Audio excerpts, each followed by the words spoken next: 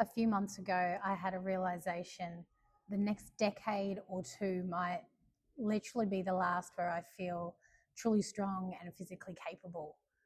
That thought changed everything. It was like a wake up call. As I head into my 50s, I realized that how I am in my 50s will shape the rest of my life. The decade ahead might be the last where I feel strong and capable and energetic enough to do what I want to do with the people that I love. So, what had to change? For years, I realized that food was joy and comfort and a way that I connected with people.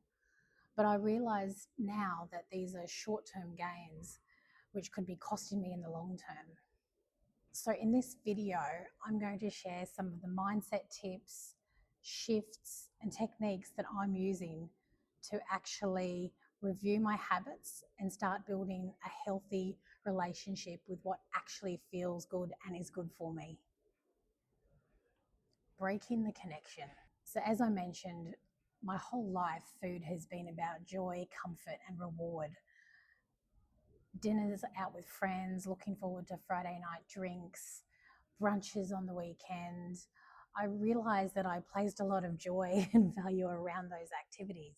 But again, real short term wins at a cost, of my health and well being. And that's normal. Our human brain is actually designed and wired for instant gratification. So it's a very human trait. But change happens when we intentionally shift our thinking. So instead of chasing a quick hit of comfort, I started exploring ways which would make me feel good, but didn't involve food. There's actually a psychological term for this. It's called reward replacement or emotional substitution. And it helps you find healthier, more values aligned ways to address your emotional needs. So after I created this joy list and started focusing on other ways to have joy, I decided to weave that sense of joy into my fitness regime. Because to be honest, a really dedicated fitness regime was hard for me. It was a chore. So I decided to start pairing one of those positive things that I like with my health routine.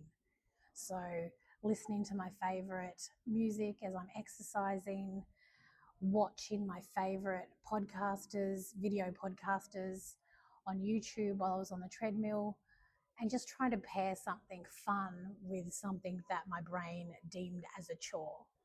So, what about those days where I don't feel like doing the healthy thing or I feel too tired? I try to shift my focus and thinking. Instead of thinking, oh, here I go to the gym again, I feel so tired, I try and tell myself, hey, I'm going to watch my favorite video podcaster. I feel tired, but I know I'm going to get some energy if I do this.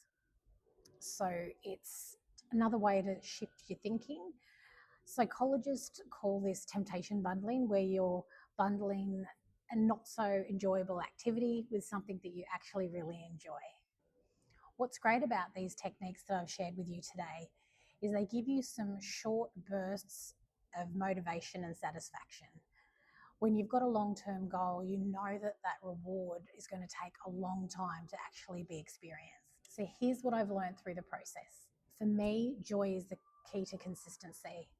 Building joy into my habits makes it easier to do. The second thing I've learned is to pair what feels good with what's good for me.